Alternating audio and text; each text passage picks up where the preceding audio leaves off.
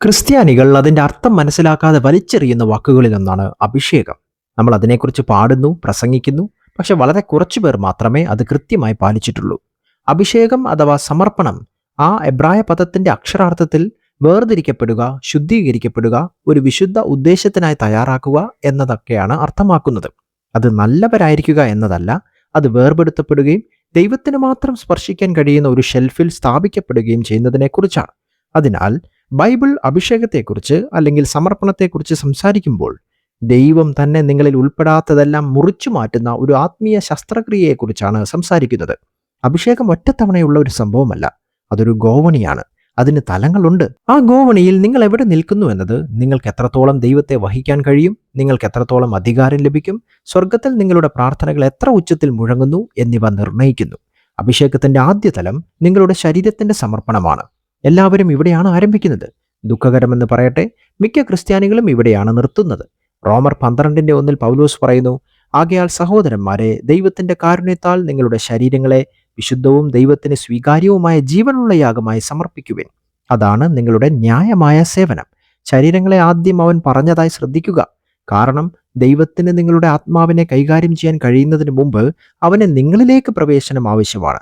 ദൈവത്തിന്റെ ആലയം ഉപയോഗിച്ച് നിങ്ങൾ എന്ത് ചെയ്യുന്നു എന്നതിനെക്കുറിച്ചാണ് ഈ ലെവൽ പറയുന്നത്. നിങ്ങൾ എന്ത് നോക്കുന്നു, എന്ത് ചെയ്യുന്നു, എവിടേക്ക് പോകുന്നു? നിങ്ങളുടെ ശരീരം ആലയമാണ്. ആലയം മലിനമാണെങ്കിൽ മഹത്വം താഴേക്ക് വരാൻ കഴിയില്ല. ദൈവം ഹൃദയത്തെ മാത്രമേ നോക്കുന്നുള്ളൂ എന്ന് ചില ക്രിസ്ത്യാനികൾ പലപ്പോഴും പറയാറുണ്ട് എന്നെനിക്കറിയാം. എന്നാൽ അത് സത്യമല്ല. നിങ്ങളുടെ ശരീരം ഉൾപ്പെടെ നിങ്ങളുടെ അസ്തിത്വത്തിന്റെ എല്ലാ വശങ്ങളും ദൈവം കൈകാര്യം ചെയ്യുന്നു. 1 തെസ്സലോനിക്കർ 4:4 പൗലോസ് അപ്പോസ്തലൻ നമ്മളോട് പറയുന്നു, നിങ്ങളിൽ ഓരോരുത്തരും വിശുദ്ധീകരണത്തിലും ബഹുമാനത്തിലും തന്റെ പാത്രത്തെ എങ്ങനെ കൈവശം വെക്കണമെന്ന് അറിയണം. അവിടെ പാത്രം എന്ന വാക്ക് ശരീരത്തെയാണ് സൂചിപ്പിക്കുന്നത്. ഓരോ മനുഷ്യനും തന്റെ പാത്രം കൈവശം വെക്കണമെന്ന് പൗലോസ് അപ്പോസ്തലൻ പറയുന്നില്ല. ഓരോ മനുഷ്യനും എങ്ങനെ അറിയണമെന്ന് അദ്ദേഹം പറയുന്നു. ശരീരത്തിന്റെ ഭരണത്തിന് വചനവും ബോധപൂർവമായ ശിക്ഷണവും ആവശ്യമാണ്. അത് ഒരിക്കലും യാന്ത്രികമല്ല. 2 തിമോത്തിയോസ് 2:20-21 വാക്യങ്ങളിലും അപ്പോസ്തല പ്രവർത്തികൾ 9:15 പൗലോസ് അപ്പോസ്തലൻ ബഹുമാനത്തിന്റെയും അപമാനത്തിന്റെയും പാത്രങ്ങളെക്കുറിച്ച് സംസാരിക്കുന്നു. അവിടെ പൗലോസിനെ ഒരു തിരഞ്ഞെടുക്കപ്പെട്ട പാത്രം എന്ന് വിളിക്കുന്നു. അതിനു പുറമെ ശാരീരിക നിയന്ത്രണത്തെയും വിശുദ്ധീകരണത്തെയും അഭിസംബോധന ചെയ്യുന്ന നിരവധി തിരുവെഴുത്തുകളുണ്ട്. 1 കൊരിന്ത്യർ 6:19-20 വാക്യങ്ങളിൽ ശരീരത്തെ പരിശുദ്ധാത്മാവിന്റെ ഒരു ആലയമായി വിവരിക്കുന്നു.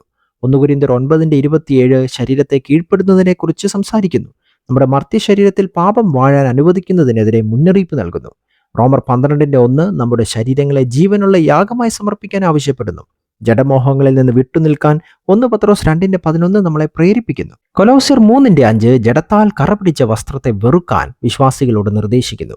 ഈ കാര്യങ്ങൾ ഒഴിവാക്കുക മാത്രമല്ല, വിശുദ്ധമായ വിദ്വേഷത്തോടെ അവയെ വെറുക്കുകയുമാണ് യൂദ 23 നിർദ്ദേശം. നിങ്ങളെ മലിനമാക്കുന്ന കാര്യങ്ങളോടുള്ള വെറുപ്പിന്റെ അഭാവം പാത്രത്തിന് അതിന്റെ ഭരണശേഷി നഷ്ടപ്പെടുന്നതിന്റെ ആദ്യ ലക്ഷണങ്ങളിലൊന്നാണ്. ജഡം ഇപ്പോഴും വാടകയ്ക്കെടുത്തുകൊണ്ടിരിക്കുന്ന ഒരു ശരീരത്തിലേക്ക് ദൈവം തന്റെ ആത്മാവിനെ പകരുകയില്ല. ഒരു വൃത്തികെട്ട പാത്രത്തിന് ശുദ്ധമായ തീ വഹിക്കുവാൻ കഴിയില്ല. അതിനാൽ ദൈവം പ്രധാനമായും നമ്മുടെ ആത്മാക്കളെ രക്ഷിക്കുന്നതിലാണ് ശ്രദ്ധ കേന്ദ്രീകരിക്കുന്നതെങ്കിലും ശരീരത്തിന്റെ വിശുദ്ധീകരണത്തെക്കുറിച്ച് ചിന്തിക്കാതെ വിശുദ്ധീകരണത്തിന്റെ മേഖലയെക്കുറിച്ച് ചിന്തിക്കുവാൻ അവന് കഴിയില്ല. അഭിഷേകത്തിന്റെ രണ്ടാമത്തെ തലം ആത്മാവിന്റെ സമർപ്പണമാണ്. ഇവിടെയാണ് അസ്വസ്ഥത അനുഭവപ്പെടുന്നത്. കാരണം ആത്മാവ് നിങ്ങളുടെ മനസ്സ്, നിങ്ങളുടെ ഇച്ഛ, നിങ്ങളുടെ വികാരങ്ങൾ എന്നിവയാൽ നിർമ്മിതമാണ്. പലർക്കും ശുദ്ധമായ ശരീരമുണ്ട്, പക്ഷെ മലിനമായ മനസ്സുണ്ട്. അവർ മദ്യപാനം നിർത്തിയെങ്കിലും അവർ ഇപ്പോഴും കയ്പുള്ളവരാണ്. അവർ പുകവലി നിർത്തിയെങ്കിലും അവർ ഇപ്പോഴും അഭിമാനികളാണ്. സങ്കീർത്തനം 24:3-4 വാക്യങ്ങളിൽ ദാവീദ് ചോദിക്കുന്നു, കർത്താവിന്റെ പർവ്വതത്തിൽ ആർ കയറും? അല്ലെങ്കിൽ അവന്റെ വിശുദ്ധ സ്ഥലത്താർ നിൽക്കും? ശുദ്ധമായ കൈകളും ശുദ്ധമായ ഹൃദയവുമുള്ളവൻ. ശുദ്ധമായ കൈകൾ 1-ാം തലമാണ്, ശുദ്ധമായ ഹൃദയം 2-ാമത്തെ തലവും. ഈ തലത്തിൽ ദൈവം നിങ്ങൾ ചിന്തിക്കുന്ന രീതി, നിങ്ങൾ ആഗ്രഹിക്കുന്ന കാര്യങ്ങൾ, നിങ്ങൾ പ്രതികരിക്കുന്ന രീതി എന്നിവ കൈകാര്യം ചെയ്യാൻ തുടങ്ങുന്നു. ക്ഷമിക്കാത്തതും അസൂയ, ഭയം, മോഹം, നിങ്ങളുടെ ആത്മാവിന്റെ അടിത്തറയിൽ ഒളിഞ്ഞിരിക്കുന്ന എല്ലാ വിഷലിപ്തമായ മാതൃകകളും അവൻ പിഴുതെറിയാൻ തുടങ്ങുന്നു. ഇത് വളരെ പ്രധാനമാകുന്നതിന്റെ കാരണം നിങ്ങൾ വീണ്ടും ജനിക്കുമ്പോൾ നിങ്ങളുടെ ജീവിതത്തിന് പരിശുദ്ധാത്മാവിന് തന്റെ വിശുദ്ധീകരണ പ്രവർത്തനം പൂർത്തിയാക്കാൻ നിങ്ങൾ അനുവദിക്കണം എന്നതാണ്. അല്ലെങ്കിൽ നിങ്ങളൊരു വീണ്ടും ജനിച്ച ക്രിസ്ത്യാനിയാണെന്നും നിങ്ങളുടെ ജീവിതത്തിൽ ഇപ്പോഴും നിരവധി മോശം ശീലങ്ങൾ ഉണ്ടെന്നും നിങ്ങൾ കണ്ടെത്തും. കാരണം പല ക്രിസ്ത്യാനികളും യഥാർത്ഥത്തിൽ വീണ്ടും ജനിച്ചവരാകുന്നു, പക്ഷേ പരിശുദ്ധാത്മാവ് അവരെ പൂർണ്ണമായും ശുദ്ധീകരിക്കാൻ അവർ അനുവദിക്കുന്നില്ല. അതുകൊണ്ടാണ് പള്ളിയിൽ ഗായക സംഘത്തിൽ ശക്തമായി പാടുന്ന എന്നാൽ ക്ഷമിക്കാൻ കഴിയാത്ത ഒരു ക്രിസ്തീയ സഹോദരനെയോ ഒരു ക്രിസ്തീയ സഹോദരിയെയോ കാണുവാൻ കഴിയുന്നത്. അവർക്ക് ശക്തമായി പ്രസംഗിക്കാനോ പഠിപ്പിക്കാനോ ഒക്കെ കഴിയും, പക്ഷെ ഇപ്പോഴും മോഹവുമായി മല്ലിടുന്നു. എന്താണ് സംഭവിച്ചത്? അവർ വീണ്ടും ജനിച്ചപ്പോൾ പരിശുദ്ധാത്മാവിനെ അവരുടെ ജീവിതത്തിൽ തന്റെ പൂർണ്ണമായ വിശുദ്ധീകരണ പ്രക്രിയ നടപ്പിലാക്കുവാൻ അവർ അനുവദിച്ചില്ല എന്നതാണ്. ചില വിശ്വാസികൾ ഇപ്പോഴും പിശാചിനാൽ പീഡിപ്പിക്കപ്പെടുന്നതായി നിങ്ങൾ കാണുന്നതിന്റെ പ്രധാന കാരണവും ഇതാണ്.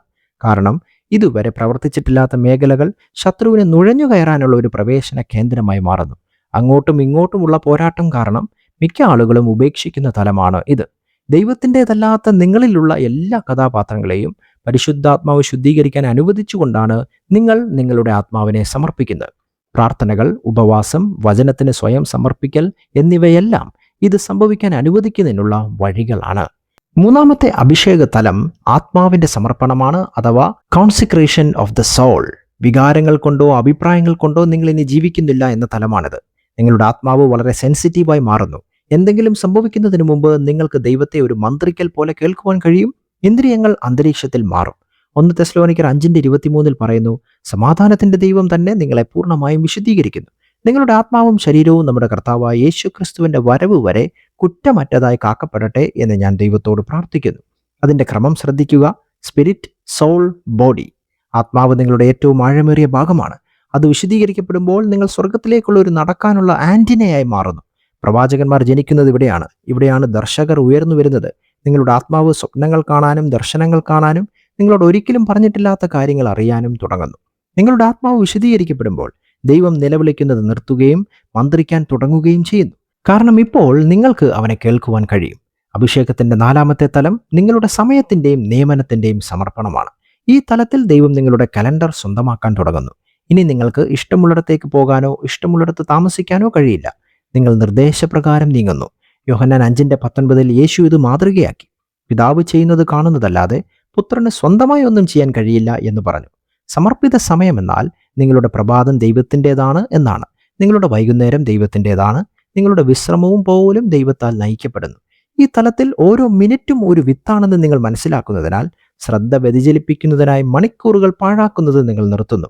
നിങ്ങളുടെ സഹവാസങ്ങളെയും സംഭാഷണങ്ങളെയും ലക്ഷ്യസ്ഥാനങ്ങളെയും നിങ്ങൾ സംരക്ഷിക്കാൻ തുടങ്ങുന്നു. നിങ്ങളുടെ നിയമനമല്ലാത്തത് നിങ്ങളുടെ കാര്യമല്ല. ഇവിടെയാണ് ശക്തരായ നിരവധി വിശ്വാസികൾ പോലും ഇടറുന്നത്. കാരണം കഴിവുകൾക്ക് നിങ്ങളെ ഒരു സ്ഥലത്ത് വരെ എത്തിക്കാൻ കഴിയും, എന്നാൽ സമർപ്പണത്തിന് മാത്രമേ നിങ്ങളെ അവിടെ നിലനിർത്തുവാൻ കഴിയൂ. അഭിഷേകത്തിന്റെ 5ാമത്തെ തലം അത് മഹത്വത്തിന്റെ സമർപ്പണമാണ്. തുടർച്ചയായ സാന്നിധ്യത്തിന്റെ സമർപ്പണം എന്നും അത് അറിയപ്പെടുന്നു. ഇത് ഏറ്റവും ഉയർന്ന തലമാണ്. വളരെ ചുരുക്കം പേർ മാത്രമേ അതിലെത്തുന്നുള്ളൂ. ഇതാണ് മോശയുടെ തലം. ഇതാണ് ഏലിയാവിന്റെ തലം. ദൈവത്തിന്റെ സാന്നിധ്യം നിങ്ങളുടെ മേൽ വളരെ ശക്തമായി നിലനിൽക്കുന്ന തലമാണിത്. നിങ്ങളുടെ മുഖം പ്രകാശിക്കാൻ തുടങ്ങുന്നു. നിങ്ങളുടെ വാക്കുകൾ സൃഷ്ടിക്കാൻ തുടങ്ങുന്നു. നിങ്ങൾ വായ തുറക്കുന്നതിന് മുമ്പ് തന്നെ ഭൂതങ്ങൾ ഓടിപ്പോകുന്നു. പുറപ്പാട് 34:29 പറയുന്നു, മോശെ തന്റെ മുഖം തിളങ്ങുന്നത് അറിഞ്ഞിരുന്നില്ല. ഒരു മനുഷ്യൻ 5ാമത്തെ തലത്തിലെത്തുമ്പോൾ അതാണ് സംഭവിക്കുന്നത്. നിങ്ങൾ പ്രകടനം നിർത്തുന്നു. നിങ്ങൾ വെറുതെ ചുമക്കുന്നു. ഈ തലത്തിൽ നിങ്ങൾ ഇനി ദൈവത്തിന്റെ ശ്രദ്ധ ആകർഷിക്കാൻ ശ്രമിക്കുന്നില്ല. ഭൂമിയിൽ നിങ്ങൾ അവന്റെ വിലാസമായി അഥവാ അഡ്രസ്സായി മാറിയിരിക്കുന്നു. നിങ്ങളുടെ ജീവിതം ഒരു വിശുദ്ധ മന്ദിരമായി മാറുന്നു. നിങ്ങളുടെ വായ ഒരു ദിവ്യ സന്ദേശമായി മാറുന്നു. നിങ്ങളുടെ ചുവടുകൾ പ്രവചന ചലനങ്ങളായി മാറുന്നു. നിങ്ങൾ ഇനി മന്ത്രവാദിനികളോട് യുദ്ധം ചെയ്യുന്നില്ല. നിങ്ങളുടെ വരവ് കേൾക്കുമ്പോൾ മന്ത്രവാദിനികൾ സ്വന്തം ബലിപീഠങ്ങൾ പൊളിച്ചു മാറ്റുന്നു. മിക്ക ആളുകളും നഷ്ടപ്പെടുത്തുന്ന ആഴത്തിലുള്ള വെളിപ്പെടുത്തൽ ഇതാ. ഓരോ ലെവലും നിങ്ങൾക്ക് കൂടുതൽ ശക്തി നൽകുക മാത്രമല്ല, ഓരോ ലെവലും ശത്രുവിന് കുറഞ്ഞ പ്രവേശനം നൽകുന്നു. ലെവൽ 1 മാംസത്തിലേക്കുള്ള വാതിലടയ്ക്കുന്നു. ലെവൽ 2 മനസ്സിലേക്കുള്ള വാതിലടയ്ക്കുന്നു. ലെവൽ 3 പരിചിതമായ ആത്മാക്കളുടെ വാതിലടയ്ക്കുന്നു. ലെവൽ 4 ശ്രദ്ധ വ്യതിചലനത്തിലേക്ക് വാതിലടയ്ക്കുന്നു. ലെവൽ 5 ലജ്ജയിലേക്ക് വാതിലടയ്ക്കുന്നു. 5 വാതിലുകളും അടച്ചു കഴിഞ്ഞാൽ പിശാചിന് നിങ്ങളുടെ ജീവിതത്തിൽ പ്രവർത്തിക്കാൻ നിയമപരമായ ഒരു അടിസ്ഥാനവുമില്ല. നിങ്ങളുടെ സമർപ്പണത്തിന്റെ നിലവാരം നിങ്ങളുടെ ആധിപത്യത്തിന്റെ നിലവാരം നിർണ്ണയിക്കുന്നു. അതിനാൽ നിങ്ങൾ രക്ഷിക്കപ്പെട്ടോ എന്നതല്ല ചോദ്യം, നിങ്ങൾ എത്ര ഉയരത്തിൽ കയറി എന്നതാണ് ചോദ്യം. തിരക്കുള്ള വിശ്വാസികളെ അല്ല ദൈവം അന്വേഷിക്കുന്നത്, അവൻ സമർപ്പിതരെയാണ് അന്വേഷിക്കുന്നത്. ജഡം തന്റെ മഹത്വത്തിന്റെ ബഹുമതി കവർന്നെടുക്കുമെന്ന ഭയമില്ലാതെ തന്റെ മഹത്വത്തിൽ ഭരമേൽപ്പിക്കാൻ കഴിയുന്ന പുരുഷന്മാരെയും സ്ത്രീകളെയും അവൻ അന്വേഷിക്കുന്നു. നിങ്ങൾ ഉയരത്തിലേക്ക് കയറും തോറും നിങ്ങൾ കൂടുതൽ അപൂർവമാകും. നിങ്ങൾ കൂടുതൽ അപൂർവമാകും തോറും സ്വർഗരാജ്യം യുദ്ധത്തിൽ നിങ്ങളെ പിന്തുണയ്ക്കും. ദൈവം 5 തലങ്ങൾ കാത്തിരിക്കുമ്പോൾ 1ാം തലത്തിൽ തൃപ്തിപ്പെടരുത്. ഇന്ന് കൂടുതൽ ആഴത്തിലുള്ളത് ആവശ്യപ്പെടുന്ന ഇന്നലത്തെ ത്യാഗം ആഘോഷിക്കരുത്.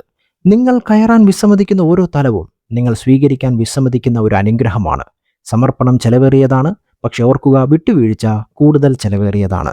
ഗോവണി തിരഞ്ഞെടുത്ത് നിങ്ങളുടെ ജീവിതം നരകത്തെ അസ്വസ്ഥമാക്കുന്ന ഒരു സാക്ഷ്യമായി മാറുന്നത് കാണുക. ഈ പഠിപ്പിക്കൽ മനസ്സിൽ വെച്ചുകൊണ്ട് നമുക്ക് മുന്നോട്ട് പോകാം. ഇപ്പോൾ തന്നെ ഞങ്ങളുടെ ചാനൽ സബ്സ്ക്രൈബ് ചെയ്യുമല്ലോ, വീഡിയോ ലൈക്ക് ചെയ്ത് മറ്റുള്ളവർക്ക് ഷെയർ ചെയ്യുമല്ലോ. ദൈവം നിങ്ങളെ അനുഗ്രഹിക്കട്ടെ.